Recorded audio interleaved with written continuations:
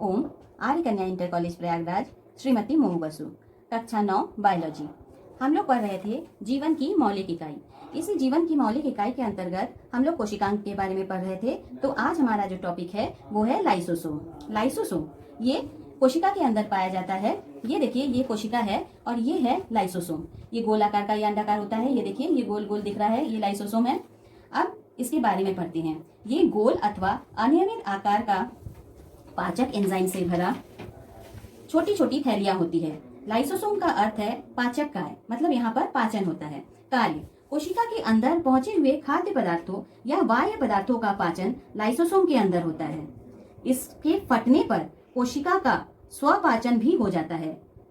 फिर से सुनिए बच्चों, इसके फटने पर कोशिका का स्वपाचन भी हो जाता है। इस क्रिया को स्वबलयन कहते हैं या स्वनष्टीकरण भी कहते हैं। मृत अथवा बीमार कोशिकाओं को लाइसोसोम स्वबलयन द्वारा नष्ट करते हैं, इसलिए इसे आत्मघाती थैले भी कहते हैं। बच्चों, ये क्वेश्चन आता है, लाइसोसोम को आत्मघाती थैला क्यों कहते हैं, स्पष्ट करें। या फिर ऐसा आता है कि आत्मघाती थैला किसे कहते हैं, लिखिए। तो इसमें आपको यही बताना है कि ये जो है अपनी कोशिका के फट जाने पर अपनी कोशिका का भी पाचन कर देते हैं, इसलिए इसे कहते हैं आत्मघाती थैली। अब हम लोग पढ़ेंगे माइटोकॉन्ड्रिया के बारे में। नेक्स्ट है माइटोकॉन्ड्रिया। यहाँ पर देखिए बच्चों, ये माइटोकॉन्ड्रिया है। ये हम लोग जंतु कोशिका की बात कर रहे हैं। ये सब माइटोकॉन्ड्रिया फैला हुआ है कोशिका द्रव के अंदर। अब देखिए, ये जंतु कोशिका है और ये वनस्पति कोशिका। ये जंतु कोशिका है, इसमें आपने माइटोकॉन्ड्रिया देख लिया। ये वनस्पति कोशिका है, इसमें भी देखिए ये सब माइटोकॉन्ड्रिया है। ये सब माइटोकॉन्ड्रिया है, दिख रहा है आपको बच्चों? ये देखो, ये माइटोकॉन्ड्रिया है। अब हम लोग इसके बारे में पढ़ते हैं। माइटोकॉन्ड्रिया या कॉन्ड्रियोसोम, ये कोशिका द्रव में छोटे छोटे कणों, तंतुओं, गोलों या छड़ों के रूप में पाए जाते हैं। माइटोकॉन्ड्रिया की खोज अल्टमान नामक वैज्ञानिक ने की थी। किसने की थी बेटा? अल्टमान नामक वैज्ञानिक ने। अब इसकी संरचना के बारे में पढ़ते हैं। प्रत्येक माइटोकॉन्ड्रिया दोहरी दीवार वाले थैले या फ्लास्क के समान होती है। फ्लास्क देखा है ना बच्चों? आजकल वाला नहीं, पहले जो आता था कांच वाला फ्लास्क, उस तरह का। इसकी दीवारें प्लाज्मा झिल्ली के समान वसा और प्रोटीन से बनी त्रिस्तरीय यूनिट मेम्ब्रेन की बनी होती है। ये देखो, त्रिस्तरीय यूनिट मेम्ब्रेन हम लोगों ने प्लाज्मा झिल्ली में पढ़ा था। ये बीच में लिपिड का 2 लेयर था और ऊपर और नीचे प्रोटीन का बना हुआ लेयर था। तो ये तीनों मिलाकर त्रिस्तरीय था। ये 2 लेयर, जिसको एक ही लेयर मानते हैं, लिपिड का और 2 प्रोटीन का लेयर। इसकी दीवारें प्लाज्मा झिल्ली के समान वसा और प्रोटीन की त्रिस्तरीय यूनिट मेम्ब्रेन की बनी होती है। ये आपने देख लिया, ये बीच में लिपिड है मतलब वसा, और इसके दोनों तरफ प्रोटीन का मेंबर है। जैसे आपने प्लाज्मा झिल्ली में था देखा था, बिल्कुल वैसे ही इसकी दीवारें जो होती है ये सब त्रिस्तरीय होती है। दोनों दीवारों के बीच के स्थान को बाह्य कक्ष कहते हैं। ये देखिए, दोनों दीवार, ये एक दीवार, ये एक दीवार, इसके बीच का जो ये है इसे कहते हैं बाह्य कक्ष। ये देख रहे हैं, बाह्य कक्ष। बाहरी दीवार समतल होती है। ये देखिए, बाहरी दीवार है, ये एकदम समतल है। ये दीवार ये एकदम समतल है। भीतरी दीवार माइटोकॉन्ड्रिया की भीतरी गुहा में उंगलियों सदृश उभारों के रूप में निकली रहती है। उंगली कैसे निकली रहती है? देखिए, ऐसे निकली है ना, ऐसे। इसी तरह इसके उभार भी निकले रहते हैं। ये देखिए, उंगलियों की तरह ये उभारों के रूप में निकली हुई है। इन उभारों को क्रिस्टी कहते हैं। ये देखिए, ये जो उभार है, इन उभारों को क्रिस्टी कहते हैं। दिख रहा है बच्चों? क्रिस्टी पर अनेक छोटे छोटे घुंडी के समान सवृंत कण लगे होते हैं। उन्हें ऑक्सीजोम या F1 कण कहते हैं। इसके अंदर छोटे छोटे कण लगे होते हैं, इसे कहते हैं F1 कण या ऑक्सीजोम। F1 कणों में एटीपी निर्माण के एंजाइम होते हैं। आप देखिए, माइटोकॉन्ड्रिया की गुहा में प्रोटीन युक्त अर्धतरल, इसके बीच में ये सब में गुहा जितने भी है, अंदर वाला और बाहर वाला दोनों में ही अर्धतरल मैट्रिक्स भरा रहता है। मैट्रिक्स तथा भीतरी दीवार में श्वसन एंजाइम होते हैं। मैट्रिक्स तथा भीतरी दीवार में श्वसन एंजाइम के साथ मैट्रिक्स में माइटोकॉन्ड्रिया के अपने राइबोसोम और डीएनए भी होते हैं। ये आप माइटोकॉन्ड्रिया की स्ट्रक्चर देख रहे हैं। ये बाहरी दीवार है, ये वाली भीतरी दीवार है। ये बाहरी दीवार और भीतरी दीवार के बीच में ये बाहरी कक्ष है, और इसके ये भीतर वाला भीतरी कक्ष है। ये भीतरी दीवार के अंदर ये भीतरी कक्ष है, ये वाला। और ये जो उंगलियों के समान प्रवर्ध निकले हुए हैं, ये है क्रिस्टी। और क्रिस्टी के अंदर छोटे छोटे सब वृंत, मतलब जिसमें वृंत होता है, वैसे F1 कण लगे होते हैं। अब मैंने इसको थोड़ा सा और आपको समझाने के लिए एक बहुत मजेदार प्रयोग किया है, आप उसको भी देख सकते हैं।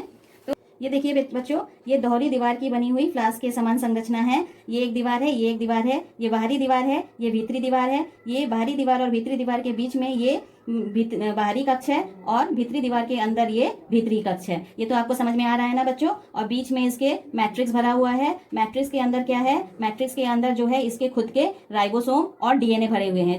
और इसके अंदर ये देखिए राइबोसोम और डीएनए छोटे छोटे छोटे छोटे हैं। और इसके बाद ये देखिए इसमें सबृंत ब्रिंत लगी हुई है ना, मतलब इसका डंडा। और ये डंडा मतलब मोटा नहीं, सब जैसे वृंत होते हैं वैसे। और ये इसमें छोटी छोटी ये देखिए गुंडी के समान है। ये F1 कण है और ये F1 कण पूरे में होता है, ऐसे ऐसे ऐसे ऐसे इसके अंदर पूरे में। ये मैंने थोड़ा सा लगाया है, ये माइटोकॉन्ड्रिया नहीं है, ये मैंने आटे से बनाया है आप लोगों को समझाने के लिए। तो अब आपको अच्छे से समझ में आ गया होगा। ये जो लेयर होते हैं ये त्रिस्तरीय होते हैं, मतलब इसमें 3 लेयर है, बीच में लिपिड है और दोनों तरफ प्रोटीन है। इसमें भी ऐसी तरह है, त्रिस्तरीय यूनिट मेम्ब्रेन का दोनों लेयर है। बाहर ये फिर से मैं बता रही हूँ, ये बाहरी दीवार है, ये भीतरी दीवार है। इसके अंदर ये उंगलियों के समान प्रवर्ध है, ये इसके देखिए उंगलियों के समान ये निकले हुए हैं। ये है क्रिस्टी। इसके अंदर ये क्रिस्टी के अंदर की दीवार में ये F1 पार्टिकल्स है। इसके अंदर ये भीतरी कक्ष है, भीतरी दीवार के अंदर भीतरी कक्ष है और बाहरी दीवार और भीतरी दीवार के बीच में ये बाहरी कक्ष है। इसमें मैट्रिक्स भरा हुआ है और मैट्रिक्स के अंदर क्या है? इसके अंदर राइबोसोम और डीएनए के थ्रेड्स हैं और ये इसमें F1 कण ये है। ये अब आपको अच्छे से समझ में आ गया होगा। ये जो है ये कोशिका द्रव्य के अंदर ही रहता है। बेटा ये जो आपको दिख रहा है ये इसका सेक्शन है, ये कटा हुआ है। जैसे आप लोग फल काटते हैं तो उसका आधा हिस्सा दिखता है ना, जैसे आप लोग एप्पल काटोगे तो उसके अंदर वाला हिस्सा दिखेगा, एप्पल पपीता, वैसे ही ये वाला उसका अंदर वाला हिस्सा है। जैसे पपीता को अगर लंबाई में काटोगे तो उसके अंदर का पूरा दिखेगा, बिल्कुल वैसा ही ये माइटोकॉन्ड्रिया का आधा है। इसको अगर पूरा जोड़ देंगे तो ये एक अंडे के समान हो जाएगा। बाह्य कक्ष है, ये भीतरी कक्ष है और इसमें ये छोटे छोटे पार्टिकल है F1 पार्टिकल। इसके मैट्रिक्स में इसमें जो ये मैट्रिक्स है इसके खुद के राइबोसोम और डीएनए होते हैं और इसमें भीतरी दीवारों में इंसर्शन एंजाइम भी होता है।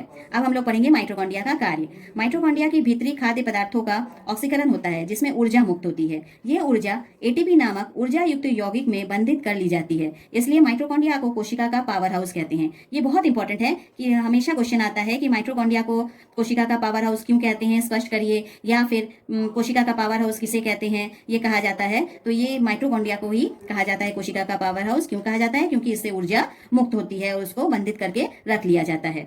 एटीपी को कोशिका का ऊर्जा का सिक्का भी कहते हैं। आवश्यकता होने पर कोशिका एटीपी को ऊर्जा स्रोत के रूप में उपयोग कर लेती है। माइटोकॉन्ड्रिया की संख्या सक्रिय कोशिकाओं जैसे पेशी कोशिकाओं एवं तंत्रिका कोशिकाओं में अधिक होती है। जो कोशिकाएं सक्रिय होती है उसमें माइटोकॉन्ड्रिया अधिक पाया जाता है, जैसे कि पेशी कोशिका या तंत्रिका कोशिका। अब माइटोकॉन्ड्रिया पर बहुत सवाल आता है, कोई ना कोई सवाल माइटोकॉन्ड्रिया पे जरूर आएगा, ये बहुत इंपॉर्टेंट है। अब इतने सारे क्वेश्चन हैं जिसमें इसका उत्तर आपको इसी नोट्स में से, जो हमने माइटोकॉन्ड्रिया का ये नोट्स है इसको दिया है, इसी में आपको पूरा मिल जाएगा। तो सारे क्वेश्चन आंसर हम लोग नहीं करेंगे, सिर्फ इसका डिस्कशन कर लेंगे। तो पादप, पहला प्रश्न है, पादप कोशिका का कौन सा अंग ऊर्जा की विमुक्ति करता है? तो आप तो ये जानते ही हो कि आप क्या लिखोगे, पादप कोशिका का ऊर्जा का विमुक्ति कौन करता है? माइटोकॉन्ड्रिया। आपको यही लिखना है, पादप कोशिका का माइटोकॉन्ड्रिया ऊर्जा की विमुक्ति करता है। दूसरा प्रश्न, माइटोकॉन्ड्रिया का ऊर्जा का भंडारण कहते हैं, समझाइए। ये बिल्कुल वैसा है जैसा हमने अभी आपको बताया कि माइटोकॉन्ड्रिया को क्या कहते हैं? Power house. तो इसी की जगह पे आप इसको ऊर्जा का भंडारण जो है वो लिख दीजिएगा, क्योंकि इसमें जो एटीपी अणु होते हैं उसको ऊर्जा का सिक्का भी कहते हैं। उसको फिर से हम जो है ऊर्जा उसमें से निकाल सकते हैं। उसके बाद तीसरा प्रश्न है, माइटोकॉन्ड्रिया की खोज किस वैज्ञानिक ने की थी? यहाँ पर हमने आपको बताया था कि माइटोकॉन्ड्रिया की, शुरू में ही हमने बताया था कि माइटोकॉन्ड्रिया की खोज अल्टमान नामक वैज्ञानिक ने की थी। इसके बाद चौथा क्वेश्चन है, माइटोकॉन्ड्रिया को कोशिका में क्या महत्व है? माइटोकॉन्ड्रिया का कोशिका में क्या महत्व है? अब ये माइटोकॉन्ड्रिया का महत्व आप पूरा इसमें जानते हैं कि माइटोकॉन्ड्रिया को ऊर्जा का घर कहते हैं। इसका पूरा कार्य देखकर इसको अच्छे से इसको आपको खुद से समझाना है। अगर नहीं आएगा तो मुझसे पूछ लेना बच्चों, मैं फिर से बता दूंगी आपको व्हाट्सएप में। इसके बाद माइटोकॉन्ड्रिया को कोशिका का विद्युत गृह क्यों कहती हैं? सेम क्वेश्चन, बिल्कुल आपको वही लिखना है फिर से कि ये ऊर्जा का भंडारण और कोशिका का विद्युत गृह बिल्कुल एक जैसा है। माइटोकॉन्ड्रिया की संरचना तथा कार्य को संक्षेप में वर्णन करो। ये अगर आएगा तो आपको पूरा ही नोट्स जो है लिख देना है, क्योंकि ये संक्षेप में ही है, ये मेन चीजें हैं, ये आपको देना ही है और संक्षेप नहीं हो सकता इसका। इसके बाद है, माइटोकॉन्ड्रिया की संरचना को स्पष्ट करने के लिए इलेक्ट्रॉनिक माइक्रोस्कोप में दिखाई देने वाला नामांकित चित्र बनाइए। तो आपको यही चित्र जो दिया हुआ है यही बनाना है। ये दोनों चित्र आप बना देंगे, ये वाला और ये वाला। फिर वही सवाल है, कोशिका का कौन सा अंग बिजली घर है और क्यों? तो आपको इसमें नाम भी लिखना है और क्यों में भी आप लिख देंगे, क्यों बिजली घर है, क्योंकि ये ऊर्जा बनाता है, ऊर्जा मुक्त करता है, ये पूरा आपको लिखना है।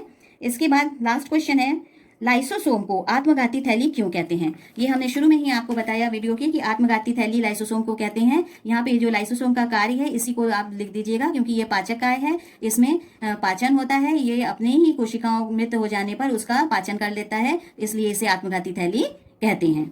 बस यहाँ पर आज के लिए बस इतना ही, फिर मिलेंगे। ये है आपका बच्चों पार्ट 6, इसके बाद पार्ट 7 में फिर मिलेंगे। तब तक के लिए इतना ही।